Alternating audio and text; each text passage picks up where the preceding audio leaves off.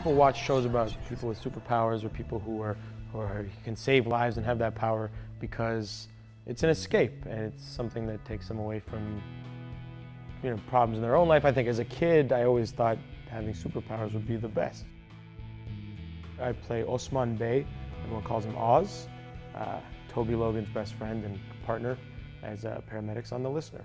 The Listener is an hour of action-packed dramatic comedy that's based about, it's about a 25-year-old paramedic who has had this power his whole life that he's had trouble getting under control, where he can read minds. Not everybody's minds, not all the time, but if you're looking at him and you're thinking something, he can hear what you're thinking.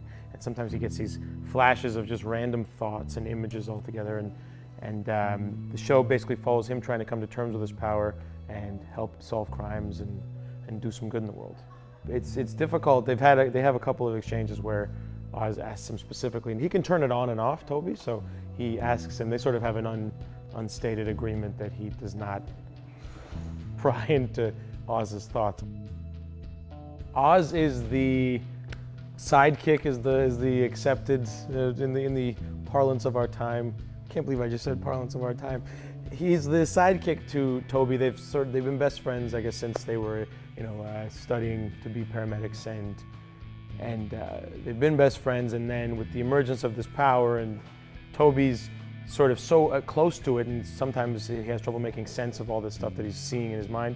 So Oz sort of works as someone as a sounding board to bounce ideas off and help figure things out, and sort of a more, almost like lucid voice that can sort of cut through a lot of the crazy images and suggest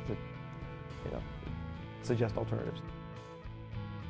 Kate and Allie, I find we have a lot of their dynamic where Kate's really plucky and they have the kids obviously and they live in a house together with their two children. And so it's very similar to Kate and Allie, I'd say.